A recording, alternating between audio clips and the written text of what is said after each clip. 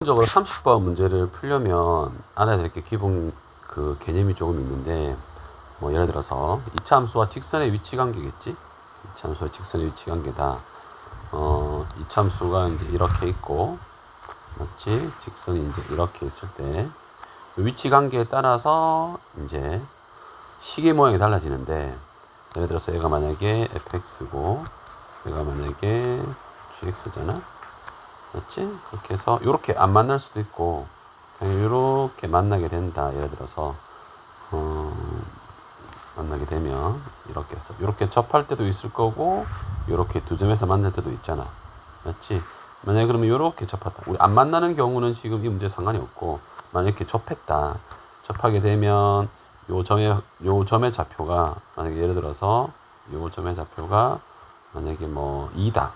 요 x점의 좌표가 만약에 2면, 자, 요 그래프를 gx라고 해볼게. 그러면 fx랑 뭐다? 두 개를 연립을 해야 되죠. 맞지? 빼게 되고 2에서 접했으니까 우리는 이 식을 x 빼기 2의 제곱을 표현할 수 있다. 당연히 최고점 개수는 모르니까 a 이렇게 표현해야 되는 거잖아. 맞지? 만약에 그러면 이게 이렇게 됐다. 이렇게 두 점에서 만나면 요 점의 좌표가 만약에 1이고 요 점 x 좌표가 3이라고 한다면 이때는 fx-gx 연립 방정식의 해가 두 그래프의 교점과 같으니까 a의 x 빼기 1에 x 빼기 3에 이렇게 표현할 수 있지 않냐 하는 거죠. 됐나요? 오케이? 다시 한번 더 연습. 자, 이렇게 이차함수가 있고 한 번 더 연습해 보도록 하겠습니다. 자, 보세요. 이차함수 있는 상황에서 그 다음에 직선이 만약에 어떻게 간다? 이렇게 가는데 요 직선을 얘를 갖다가 fx라고 하고 요 직선을 내가 만약에 gx라고 했다면, 자, 이거를 요렇게 해서 이렇게 내가 만약에 붙였다. 됐죠? 붙인 점의 좌표 여기가 만약에 다시 한 번 더 뭐 예를 들어서 3이다. 그러면 식이 어떻게 된다고? 그렇죠. 두 식을 연립한 방정식의 해는 교점 좌표와 똑같으니까 x, 그렇지, 3의 제곱에 a다. 그럼 hx 한 개 더 적어볼까요?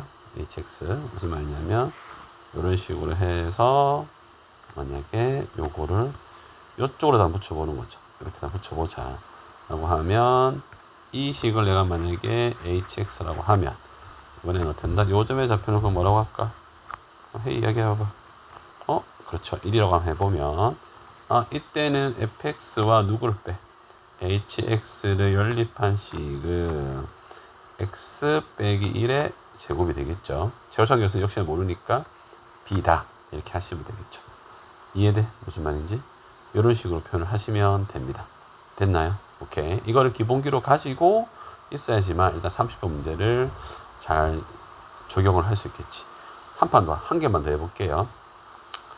만약에 내가 마지막입니다. 요 hx식을 있지? hx식을 내가 만약에 요렇게 내가 만약에 이렇게 이동을 시켰어. 이런 식으로. 맞죠? 이동을 시키고 요 점의 좌표를 내가 만약에 뭐 마이너스 1이다 이렇게 x좌표를 했으면 다시 fx에다가 빼기 hx를 한 거는 교점이 두 개니까 연립 방식의 해는 마이너스 1과 3이겠죠. 그렇죠. 2의 x 빼기 1. 접했을 때는 아까 전에 뭐였어? 접했을 때는 그냥 제곱을 하면 되잖아 우리가. 맞지? 근데 이렇게 두 점에서 만나면 식 두 개를 적어야 되고 요거 한 개랑 이게 플러스 1이죠. 요거 3 이렇게 x 빼기 3에 이런 식으로 표현을 하면 된다. 됐나요? 오케이. 자, 이거를 가지고 그러면 이제 한번 접근을 해보도록 하겠습니다.